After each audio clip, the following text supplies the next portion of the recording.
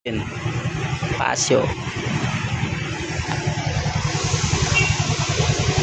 Speedometer nga P0 P0 500 vehicle speed sensor. Ginalaw niya lang to.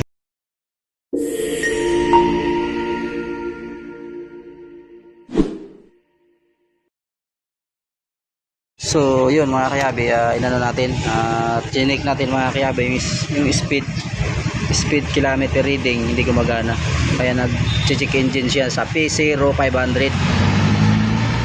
Yun yung binasa ng scanner, yung P0 500, yung speed kilometer sensor. Yung ito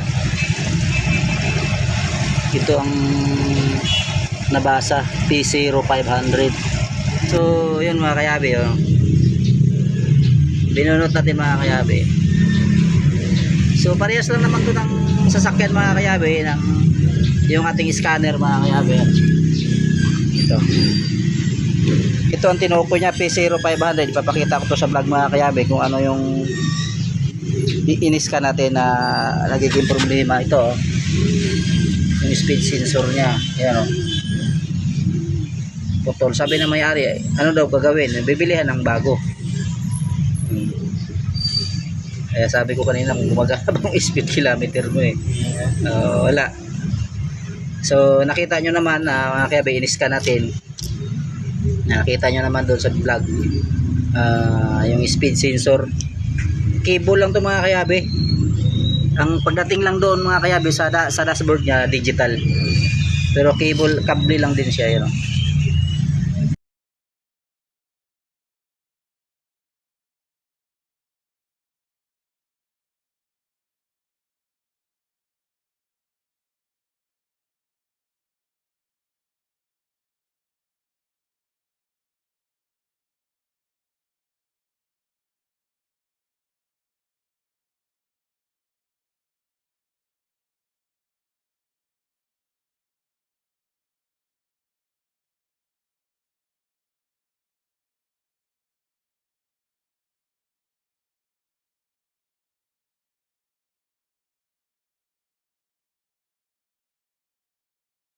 Kayabe, P0 500 vehicle speed sensor.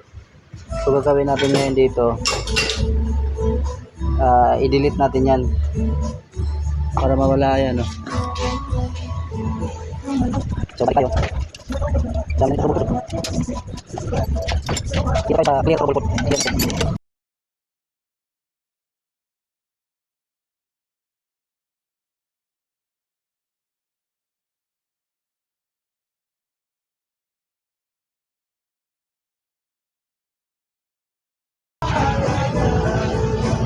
Mana kapatay natin susi, yun, patay na siya. Yung ganun lang kasimple mga kayabe. Kung wala kang scanner, hindi mo yan hindi mo maalis yung trouble code.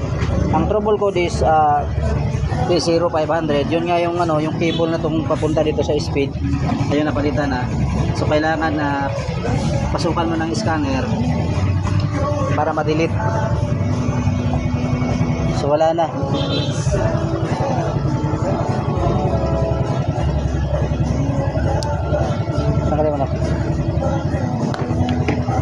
So nakita nyo naman kung paano proseso. Pinalitan niya nila yun dyan. So wala naman silang scanner.